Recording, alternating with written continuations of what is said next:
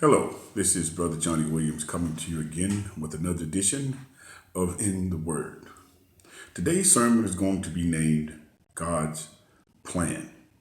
Put it simply, if you are in God's plan, if God walks with you, He will put a hedge about you that nothing can penetrate. Nothing will harm you unless He allows it.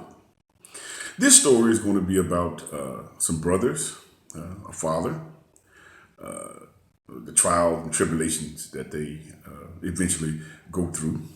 And then in the end, it will reveal to you after we study this God's plan. Now, we're going to be reading again in the book of Genesis. We're going to start at 37, and we're going to kind of jump from 37, I believe, to 39 and 41. Okay, let me give you a minute to get your Bibles open, and we'll get to the book of Genesis, and we're going to start at 37, and we're going to read a few verses. We're going to stop, and we're going to discuss that, and then we're going to move forward. So, give you a few minutes to get ready there.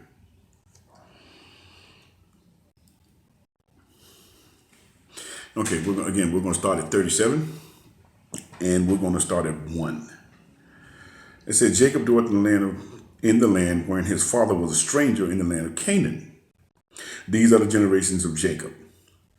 His son Joseph was 17 years old and was feeding the flock with his brethren, and the lad was the son of Bela, and with the sons of Ziplah, his father's wives, and Joseph brought unto his father their evil report. He said, now Israel, or Jacob, loved Joseph more than all his children because he was the son of old age. And he made him a coat of many colors. And when his brethren saw that their father loved him more than all of his brethren, they hated him and could not speak peaceably with him. And Joseph dreamed a dream one day, and he was telling his brothers about it. And he said, in this dream, we were binding sheaves. He said, my sheaves stood upright, and your sheaves gathered around and paid obedience to my sheaves. Okay, let's stop right there. Now, as I said, his brothers, they really didn't like him that well because of their father showed more favoritism to him. And now this dream didn't really help any. Actually, what he was saying was, or they interpreted from what he was saying, that they would have to bow down to him. Now, again, remember, this sermon is called God's Plan. And again, as we go in further, you will bit by bit get to see. And this plan will start to reveal itself. And hopefully you will see what God's plans were before we even get to the end. Now, let's read a little more here in 37, and then we'll jump to 39. And it said, Joseph dreamed yet another dream and told his brethren and said, behold, I have dreamed a dream more. And behold, the sun and the moon, the 11 stars made obedience to me. And he told it to his father and his brethren. And his father rebuked him and said unto him, what is this dream that thou hast dreamed? Shall I, thy mother, thy brethren indeed come to bow down ourselves to thee, to the earth? And his brethren envied him, but his father observed the same. So again, we'll stop right there. Now, not only did his brethren kind of despise him and envied him, but now his father Jacob is kind of a little worried, should I say, about his son and these dreams. But again, God is with this young man, even at an early age, 17 years old. He's with him. And now there are some even more evil, shall I say, and wicked things about to happen. Again, sometimes ourselves, when we get envious or a little rebellious about something, sometimes evil thoughts enter into our minds. We may not carry them out, but it happens, from time to time. But in this case, his brethren did carry out a plot against him. So now we are going to jump to chapter 39.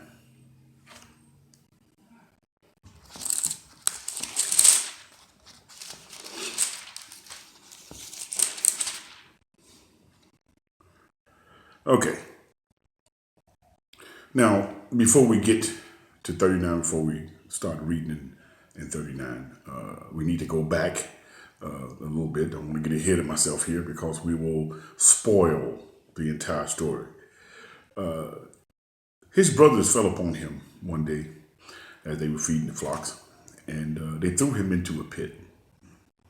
And they went off and they sat down and they ate and they were scheming. They first wanted to kill him, and one of them said, "No, let's not kill him. We'll do something else." But they went back to the pit to look for him, and he was not in the pit. And I'll reveal that in a minute why he wasn't in the pit. So now they do not know where their brother is. So now they have to devise some kind of plan to tell their father. Remember, their father was a little bit more protective of Joseph because he was a son of his old age, and they had to tell him something that would appease him. So they took his coat and they killed a little goat, and they smeared blood all over it, and they took that again and they gave it to their father and told him that something had become of him and he had got killed. And this coat of many colors that his father had made him, that was the evidence that Joseph had got killed. All right? Now, of course, Jacob was very distraught, but it looks like to the brothers the plan had worked. But again, this is God's plan. So now we're going to go a little further, and we're going to jump into chapter 39, and we're going to read from there. Joseph is thrown in jail. It's Joseph brought down to Egypt. There was a officer, captain of the guard, a pretty rich guard, brought him to his home, and he saw that God walked with Joseph, so he made him ruler over his household. So we'll get into 39 here, and we're going to start at 39 and 4. He said, "And Joseph found grace in his sight, and he served him and made him overseer over his house, and all that he had he put into his hand. And it came to pass from time that he had made him overseer of his house and over all the land, that the Lord had blessed the Egyptian house for Joseph's sake. And the blessing of the Lord was upon all that he had in his house and in the field. And he left all that he had in Joseph's hand, and he knew not aught he had saved the bread which he did eat. And Joseph was a goodly person and well favored. And it came to pass after these things that his master's wife cast eyes upon Joseph and said, 'Lie with me.'" Okay, again, let's stop right there for a minute and let's discuss. As I said earlier, that there's evil in the world. But again, if you're in God's plan, he puts a hedge about you. He anoints you. He guides you. He gives you sound advice on what to do, what not to do. Now, in this case, again, even this Egyptian captain had found favor in Joseph and put him over his entire household. But again, here's an evil coming in. The Egyptian's wife, the captain's wife, liked Joseph, and she wanted him to lie with her. But Joseph wouldn't do it. He said, "No, that would be a sin, first against the master, against myself, and against God. I'm not going to do it." And she tried, and she tried, and she tried, and she tried. And Joseph resisted. He wouldn't do it. Now, again, there are consequences for things that you won't do, that people think that you should do, but you won't do it because, again, you're following God's commandments and you're walking with him and he's giving you sound advice. Now, again, it's evil. Evil always, it's tricky. It's going to try to find a way to overcome you. So we're going to read a little bit more here, and we're going to see what kind of deceitful acts that this Egyptian's wife tried to do to Joseph.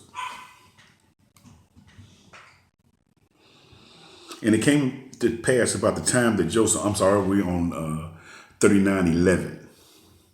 And it came to pass about the time that Joseph went into the house to do his business, there was none of the men of the house there within, and she caught him by his garment, saying, "Lie with me." And Joseph actually fled, but she had a hold of his garment, and I guess it tore, and he left it there.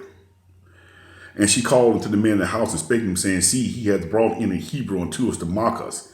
He came in unto me to lie with me, and I cried with a loud voice. It came to pass when he heard it, that I lifted my voice and cried, that he left his garment with me and fled. And that got him out of there. And it came to pass, we're on 19 now, and it came to pass when his master heard the words of his wife speaking to him, saying this, the master was kind of very upset, distraught. I mean, pretty sure, take any man, you've given the person trust, and this person in your home, and he's in your home trying to covet your wife or speak to your wife in ways that he shouldn't speak to. You're going to be upset. Okay? And of course, the master was mad. So as a result, he had Joseph thrown in jail. Now remember, this is the man that put him over his entire household. Saw good in him. But he was lied to by his wife, and therefore he hearkened to his wife or listened to her. And as a result, Joseph was thrown in jail. Now, we're going to read a little bit in chapter 40. Again, you're going to see where this is in God's plan. Again, you're going to see God showing favor on Joseph. Again, putting a hedge about him, protecting him, because he has a plan. And we'll get to it eventually. So let's read a little bit in 40. It came to pass after these things that the butler of the king and the baker of the king, he had them thrown in jail. And each one of them had a dream, and Joseph interpreted those dreams. So we're going to get to where he said he wanted the butler and the baker brought to him, and he was going to interpret those dreams for him. So that's going to be in 40, verse 9. The chief butler told his dream. He said, in my dream, there was a vine before me, and the vine 3 branches, and it was though it budded, and her blossom shot forth, and the cluster therefore brought forth ripe grapes. And the Pharaoh's cup was in my hand. I took the grapes and pressed them in the Pharaoh's cup, and I gave the cup in the Pharaoh's hand. And as Joseph said to him, this is the interpretation. The 3 branches are 3 days. Within 3 days, Pharaoh is going to restore you to your position. Okay? Of course, the butler was very happy, as you can imagine. So now we get to the chief baker. The baker told him that he saw 3 white baskets. And the uppermost basket, there were all manner of baked meats for the Pharaoh, and the birds did eat them out of the baskets on my head. Joseph told him and said, this is the interpretation. The 3 baskets are 3 days, and yet within 3 days, Pharaoh shall lift up your head from you and hang you on a tree, and the birds will eat off the flesh of you. Okay? Yeah, now, again, he's interpreting another dream. Again, this is a man that God walks with, and he's giving him sound advice. Again, we're moving forward to where we can get to the actual plan that God had with this young man from the beginning. Okay, so after he restored the butler, Pharaoh himself had a dream. He was real distraught about this dream. And the butler told Pharaoh about this young man that was in jail that had interpreted his dream. And Pharaoh commanded he be brought before him. So when he brought Joseph before Pharaoh, Pharaoh then interpreted the dream. So I think we're going to find that in 41. And we're going to go to chapter 41, and we're going to read in 41. It said, it came to pass at the end of 2 full years that Pharaoh dreamed, and behold, he stood by the river. And behold, there came by the river 7 well-favored kine, or calves. They were fat, and they fed in the meadow. And then 7 more lean ones came up, and they ate up the 7 fat cows. Okay, now, that can be kind of disturbing. It said that he didn't, after they ate the cows, the lean cows ate up the fat ones. You couldn't even tell that they had eaten up the cows because they were still real lean and sick looking. And then he said, there were 7 ears. There were 7 stalks. And on those stalks, there were 7 ears of corn. I don't want to get ahead of myself here. And, okay, there stood 7 good kine and seven ears. And the 7 good ears are 7 years, and the dream is 1. He was saying that you saw a stalk with 7 ears of corn. You know, now you've seen, I'm pretty sure some of you've seen stalks of corn before, but you're not going to see 7 ears of corn on each stalk. So the interpretation of this dream is that first stalk with 7 ears on it, going to be 7 years of just good crops, good everything in the land of Egypt. But the other stalk are going to be 7 famine years. And Joseph told the Pharaoh that during these 7 years, you need to store up things for the 7 years of famine that's coming. Now, and it did come to pass that after 7 years, this famine started. And of course, everybody had to come to Egypt to purchase things because Joseph had instructed that everything be stored for the famine. Now, as a result of Joseph telling, I'm going backwards here, now coming forward, as a result of Joseph interpreting this dream for Pharaoh, Pharaoh placed him in charge of all Egypt. Again, he's in God's plan, and God is showing favor to him. He's putting a hedge about him. Again, now, if we go back, we'll look where his brothers threw him in the pit. We come a little forward, he was sold into Egypt. We go forward again, the person that put him over his household, his wife lied and said he tried to lie with him. And again, he was thrown in jail. While he was in jail, he interpreted dreams. And as a result of interpreting these dreams, he was mentioned to Pharaoh when he was brought to Pharaoh. And after he interpreted Pharaoh's dream, Pharaoh put him in charge of all Egypt. Now we're getting to the middle here, I like to call the nitty-gritty part of the plan. Now, again, he meets his brothers again in Egypt. They had to come to Egypt to buy food like everybody else all around had to come because of Joseph's wisdom, what God had given him. When they came upon their brother, Joseph knew them, but they didn't know him. And he tested them. He said, are you spies? And they said, no, we're not spies. And he queried them again. Yeah, I believe you're spies. And they said, no, we're not. We're just coming to buy, food. Again, this is, they didn't know him. It had been so long since they saw their brother that they didn't know him, but he knew them the minute that he saw them. And he did not despise his brothers for that very wrong thing that they did to him. So he ordered that they get their corn, and he also ordered the people put their money back in their sacks. So they got the corn and they headed back off to go home to the father. And when they opened their sacks, they found that their money was in there. Now, we got to get back in here. We got to read again. I believe we're still going to be in 41. So let's get back to the scripture so that we can get the right full account of this travel where they went back.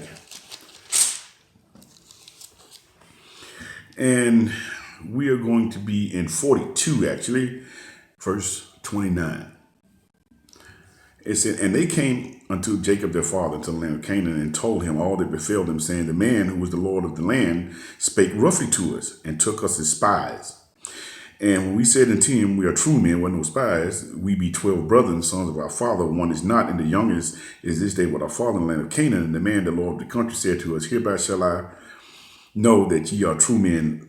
Leave one of your brethren here with me and take food for the famine to your household and be gone, and bring your younger brother unto me.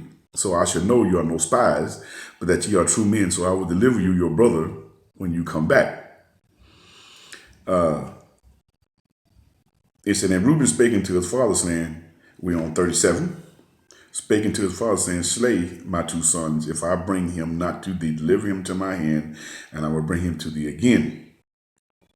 38, and he said, my son shall not go down with you, for his brother is dead, and he is left alone. If mischief befall him by the way in which ye go, then shall ye bring down my gray hairs with sorrow to the grave.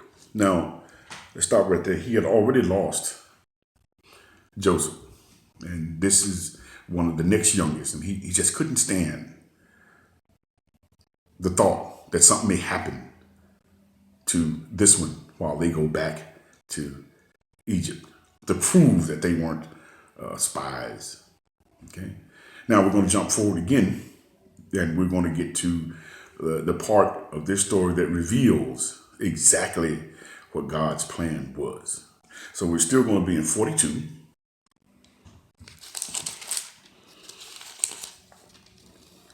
Actually, we're going to be in 43, and we're going to be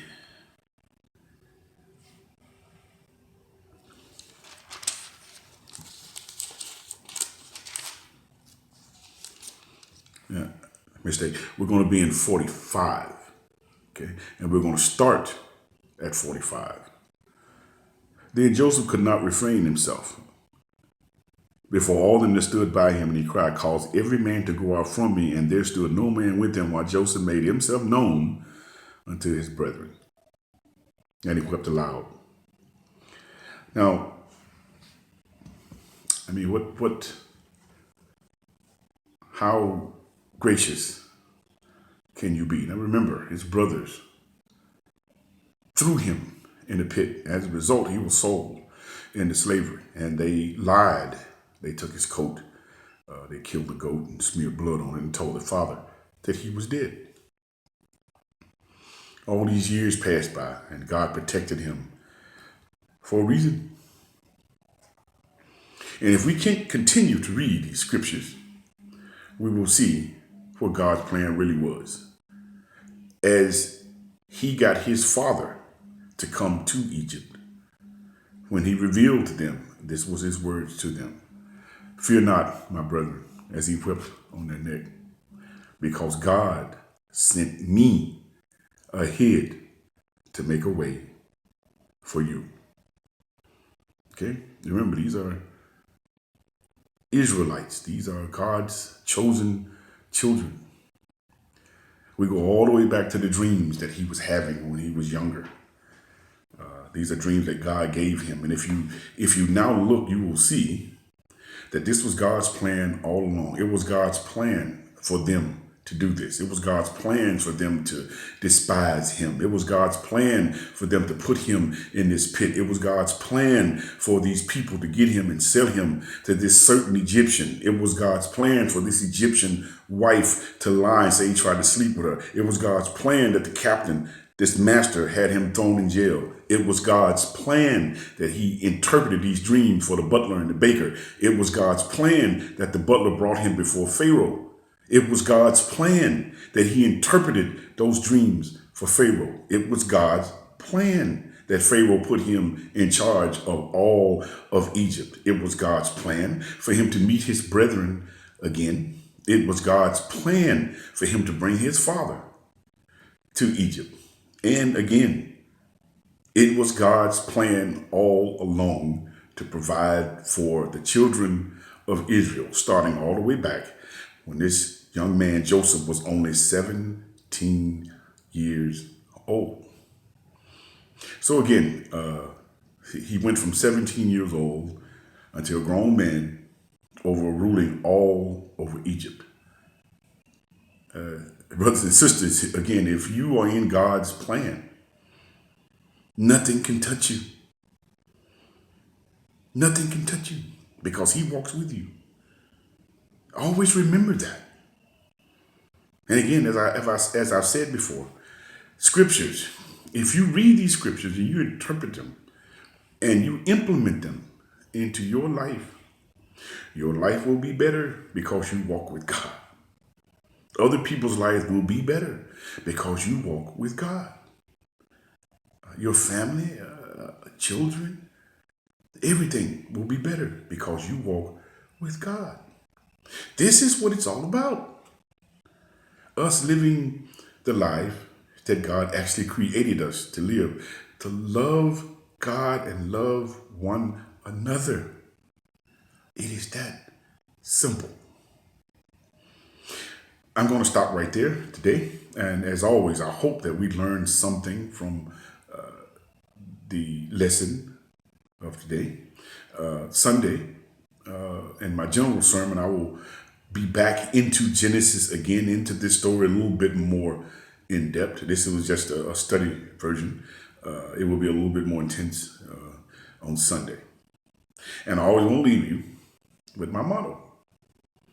And that is, we're getting better all the time. We're getting better all the time. We aren't what we ought to be, but we're better than we used to be. You know why? Because we have a made up mind.